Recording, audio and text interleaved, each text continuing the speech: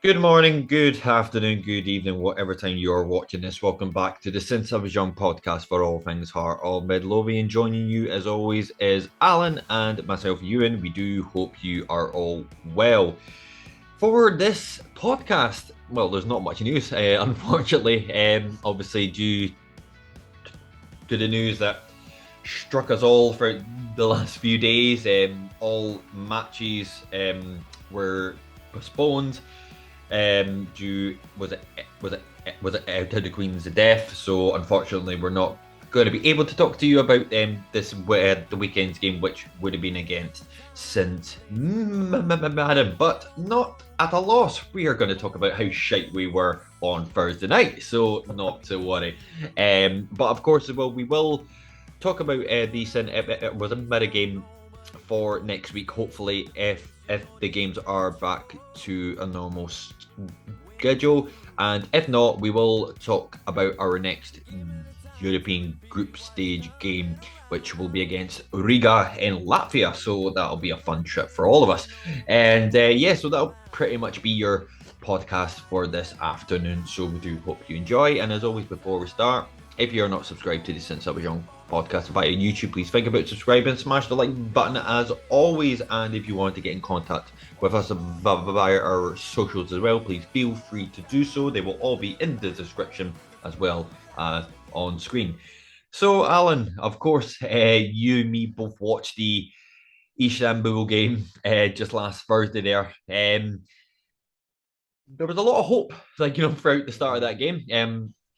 I won't lie, I didn't expect us to go all out and to win that game, but to be fair, the result itself did kind of reflect what the performance was like, as the game slowly went on and unfolded, which obviously ended in a 4-0 defeat. If you want to talk us through your thoughts, of the starting lineup again, how we played during the opening, like sort of was it 20, and just your general thoughts about the game itself. Yeah, I thought that like you said, I mean, going into it, I was kind of thinking, okay, this is the first group game. Like, I hope there's a decent atmosphere. I hope there's a Yeah. decent attendance, despite the early kickoff time. Mm. But it didn't sell out, which I can understand why. As I say, due to being 5:45 kickoff, it's not exactly the best time for people getting there. Like, some people finish work after Yeah. that, so they wouldn't be able to go. Um, some people maybe just thought, you know what, I'm not going to bother. I'll go to the next ones. Go to like the 8 o'clock kickoffs rather than the Mm. 5:45. But yeah, it didn't. Obviously, you spoke about it briefly at the start there. The news obviously broke on Thursday afternoon about the Queen, but so that maybe had a little bit of a dampener on the mood. But I don't know. You can't relate the two. Yeah, because you said that, the atmosphere just seemed like strange as well. Like, you know what I mean? Yeah, I just think it's the thing for me. Obviously, I watched it on the telly, so you don't get the full No, no, no, of vibe of how course it not. is. Yeah. But having spoken to people that were at the game, it just seemed a bit subdued, and like it's one Mm. of those things. It's the first group stage game. We're at home. They didn't bring any fans with them, pretty much. Like, I don't know how many Istanbul fans were there, but they don't apparently have a lot of fans. They're not a very well supported side in Istanbul because of Mm. the number of teams that play there. Yeah. Um, so yeah, like I just felt like it was a perfect opportunity for us to create a bit of an atmosphere like the game against Zurich, But obviously, with them having no fans, it might have helped us, but it just Mm. didn't. But no, in terms of the game, like the lineup he went with was a bit. I wasn't quite sure about it. There Yeah. were a few things I was a bit. I don't really know. Didn't really know where Andy Halliday was actually playing for most of it. Yeah, like I mean, there were like some parts of the actual game where he was playing like sort of up, like was it like on the far the right and left, like you know what I mean? Yeah, Like was so but then far up. the chance that he had was really kind Oh, of the first notable thing. a He was mess, practically. mate. A mess was nearly imploding, like from me, mate. Seriously, I bet it would have, but I mean, mate. Oh, it was it was a really strange start though because we sort of like we took a bit of time to get settled in. The first sort of hmm. 10 minutes, they were just Oh yeah, passing the just ball about as they do, and I think there was a wee bit of nervousness, maybe a wee bit sort of try to feel our way into it, but we didn't play like the home team. and that was a bit concerning. Then we started getting a wee bit more into it. We had Yeah. obviously the Halliday chance. We had the Peter Haring header that cleared off the line, and then literally with the next attack, they scored the first goal. You know, Haring.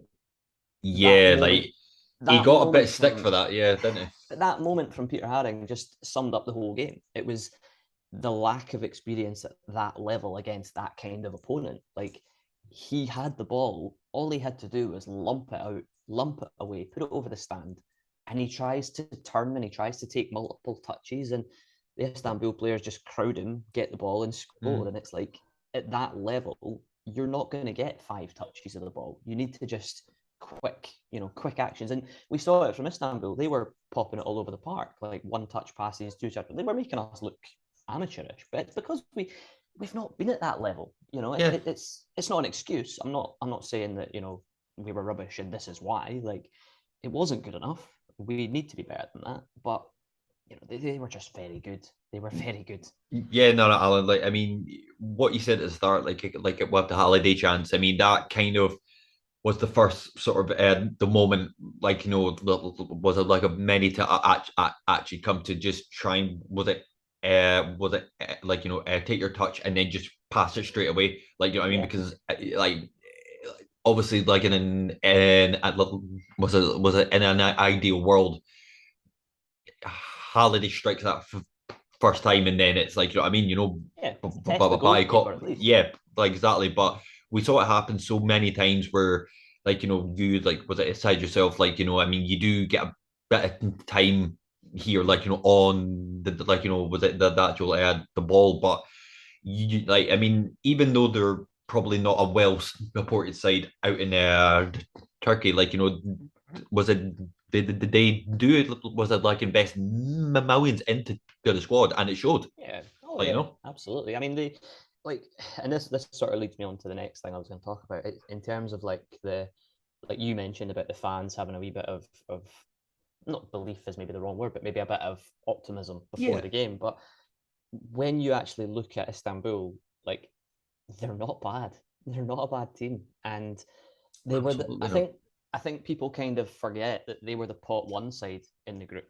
You know, Oh, I there you think go. You know, people look at Fiorentina and go, oh, they must be the pot one team. You know, they're the yeah, sort of well known name, but Istanbul were the first pot. You know, they're a good team, and I think, like I say, I was frustrated because we didn't play as well as we can, but it was a simple lack of experience, and the fact that obviously Haring does what he does, and then they nicked it and they scored. It's another game this season where we've not had a clean sheet, yeah.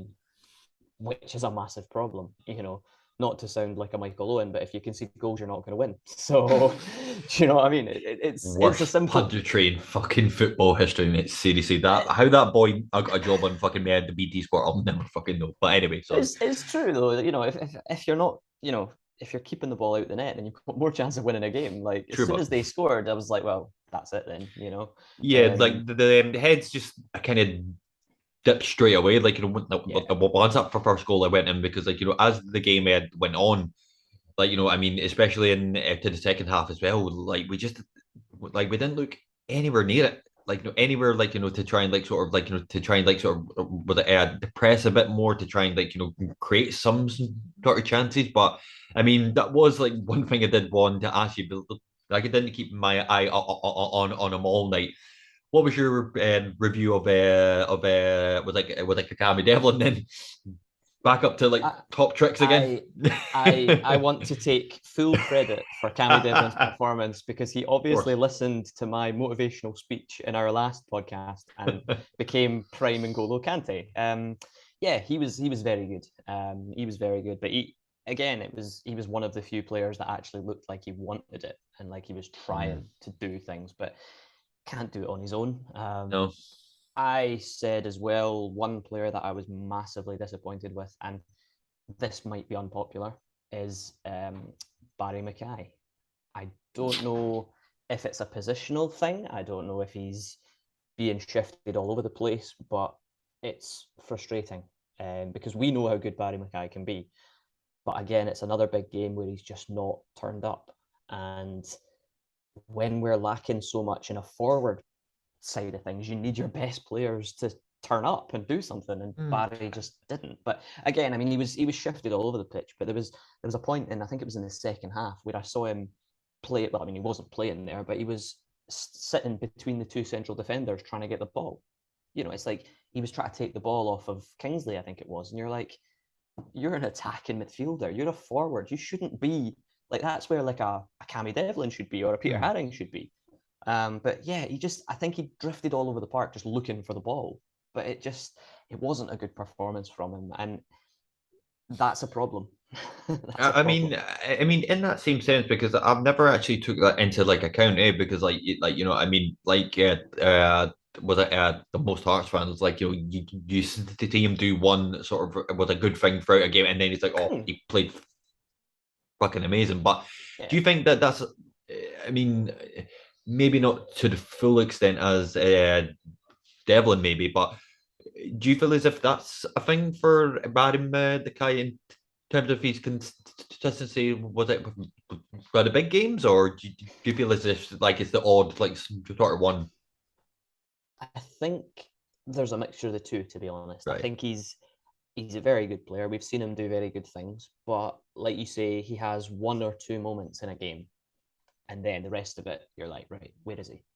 And the thing is, with the way we're playing just now, we've lost obviously Boyce, and that's a massive part of our attacking play. Yep. Obviously, we've signed Robert Snodgrass since the last podcast that we did, which hopefully will be a good signing. But you can't like look.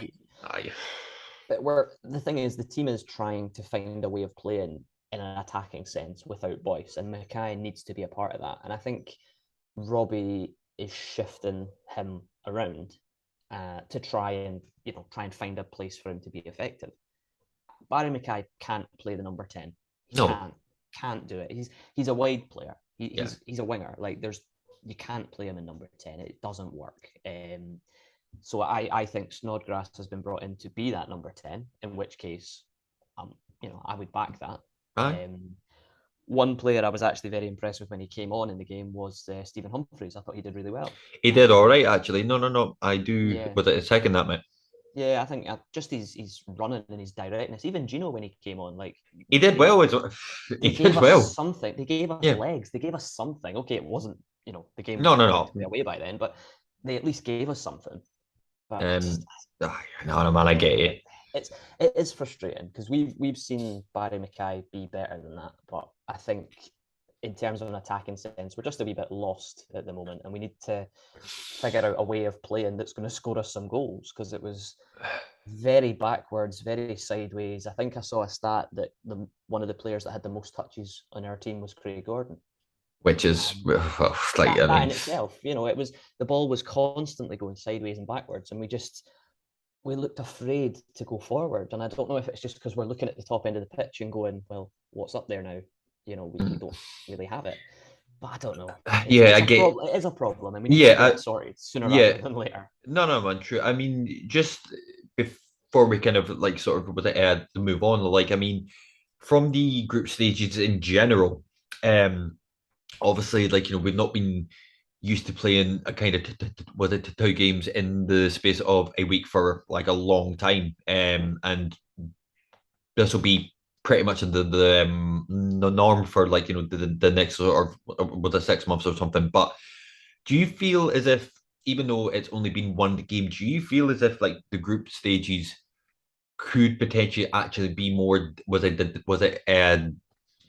damaging as such for the league campaign? Because obviously when it comes down to everything, the league is the main like sort of one, like, you know what I mean? But obviously in terms of like, we've got a squad there to rotate, of course, but in that general sense, obviously, like, there's some squads where like there might not be the most sort of was it quality side there, and then when it comes to games in the league that you would naturally expect to win, then it, like, you know what I mean? So I wanted to ask you, like, in terms of what your outlook is in terms of like, like the campaign, like, do you think it could actually be a bit more, was it damaging in that sense?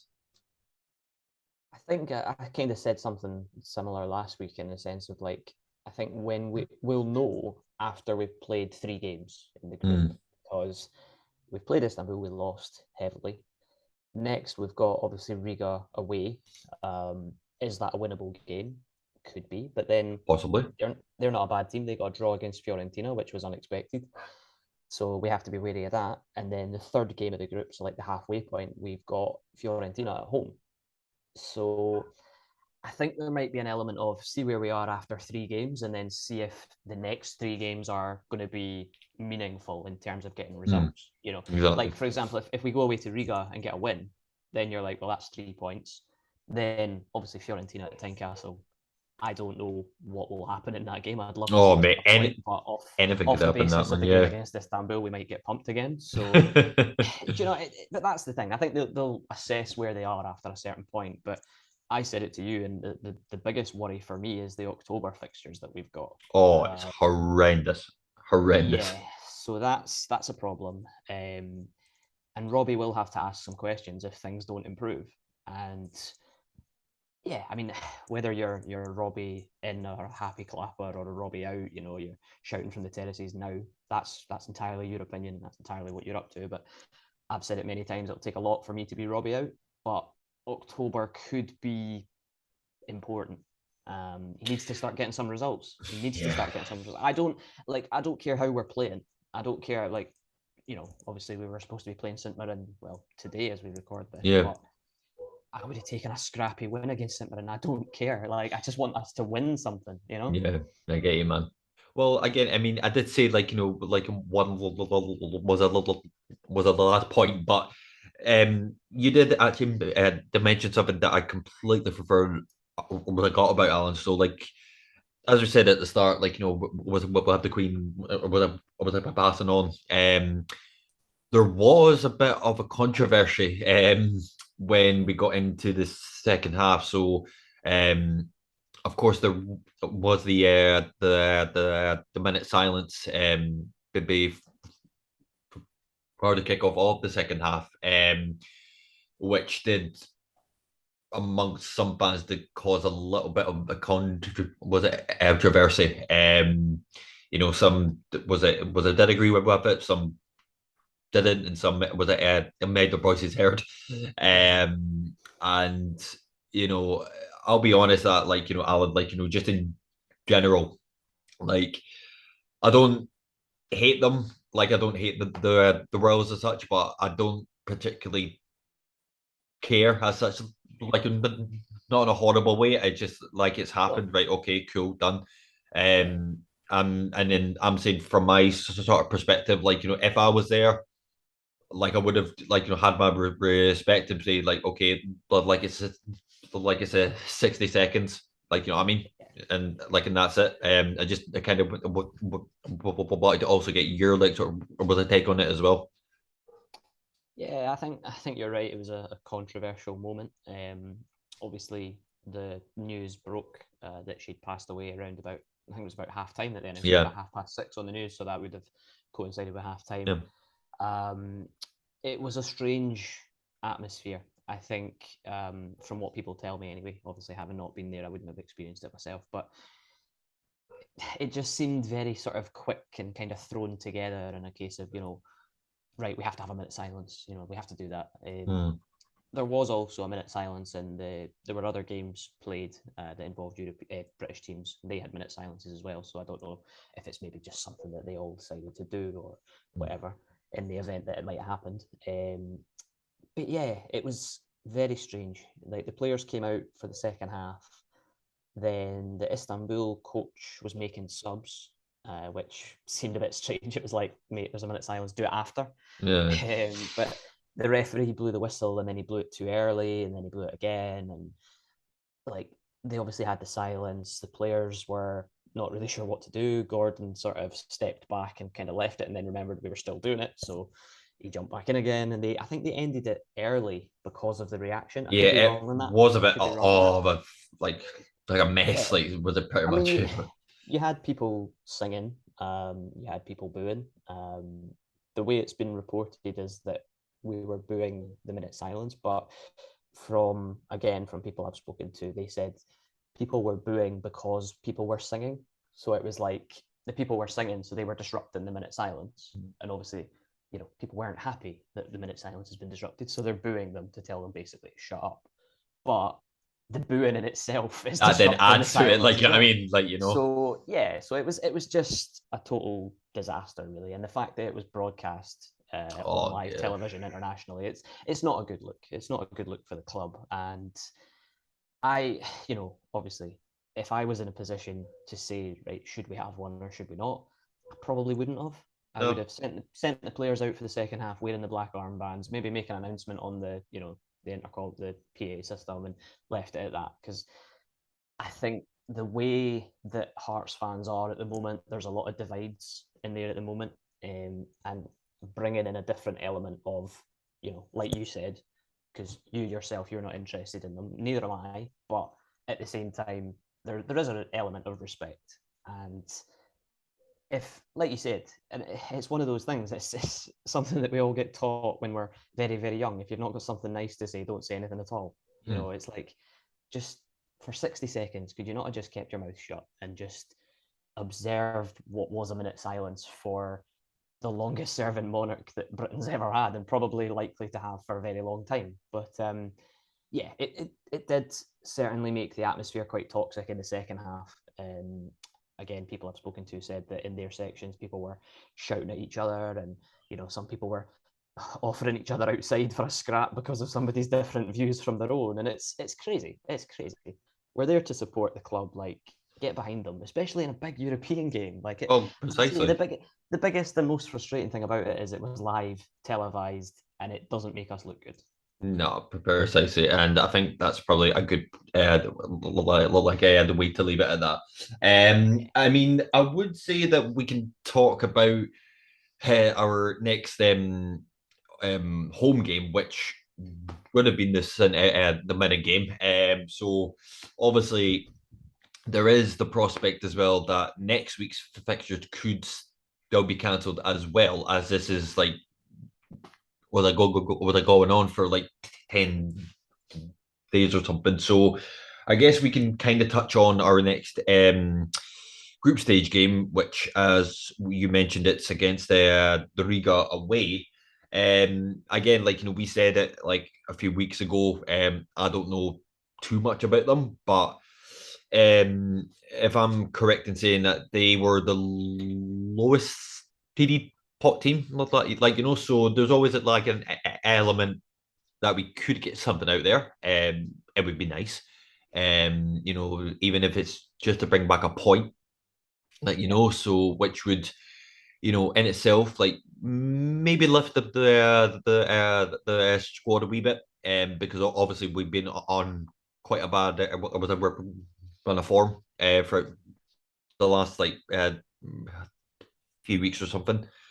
But again, like because it's a club we've not particularly heard of, they're not that well known. Anything could happen, and of course, it all falls down to who we play on the actual night as well. Because at this point, like it could be anybody at all. But I mean, yes, I mean, what's your kind of thoughts on it, mate? Would you expect us to bring back something? Certainly hope so. I think probably, and this might sound a bit, like I'm having a go, but I think they'll be quite happy that they're playing away from home. Obviously there's going to be I a get good that. travelling support. There seems to be a lot of Hearts fans that are travelling over. They sold, I think they've allocated us 2 lots of tickets since they've been on sale, so there's Yeah. obviously demand for them. But we said it before that this European campaign is about the fans having experiences and the players learning from it so that we can go and do it again. But yeah, I hope we come back with something, if nothing else, just so that we can kickstart our group. It's like, right, we've got some points on the board. I said it last night. I was talking to someone, and Hearts in Europe this season, for me, the equivalent is like Scotland at the Euros.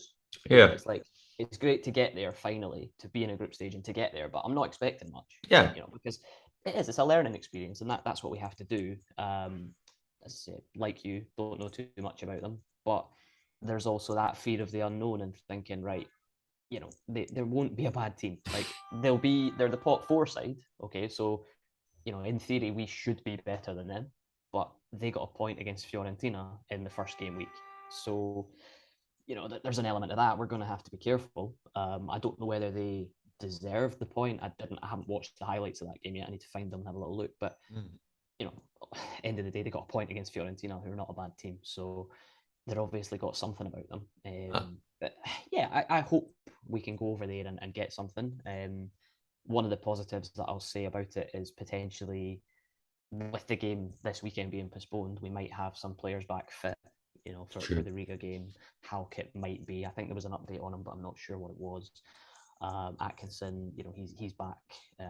Obviously, Kai Rose is still out for a little while yet, but to have players back and to get back into training this week and give them a few extra days off that they wouldn't have had otherwise. True. Yeah, absolutely. And it seems a bit was a pointless, but I would like you to give me the prediction for the game, even though it is like still a few the weeks away. So, would you like to give me your score line for the Riga game?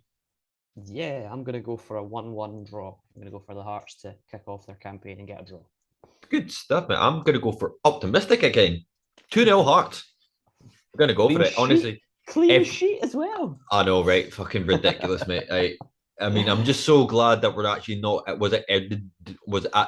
Actually down the score? Was it the predictor this season? Because that would have been fucking long gone by now. Long fucking gone. You and me both, mate. I don't think. But that's why we binned it, because we were rubbish. Oh, mate, we were fucking off it from the get-go, mate. Absolutely. But on that note as well, as always, guys, we would like to hear what your thoughts is on the Riga game. Of course, we've still to hear if the games will actually be played next week. But at this sort of a moment in time, it's kind of got the feels that they'll probably be postponed again. We would also like to hear what your thoughts were on the minute silence, as well, and in terms of what your views for for it as well. And lastly, as well, do you think that Robert Snodgrass is a decent signing as well? So we'd love to hear all your thoughts and chat via our Twitter page mainly. So please get on that. And that brings us to the end of this week's podcast for the Since I Was Young podcast for all things Heart of Midlothian. Thank you as always for joining us as always, guys. And once again, finally, if you aren't subscribed to the Since I Was Young podcast via our YouTube page, there you go. Please think about subscribing and smash the like button as always. And if you want to get in contact with us via our email or our socials as well, please feel free to do so. They will all be in the description. So from myself and Alan on this lovely chilled Sunday afternoon, we hope you have yourself a good one, and we will see you next week. You take care. Bye for now.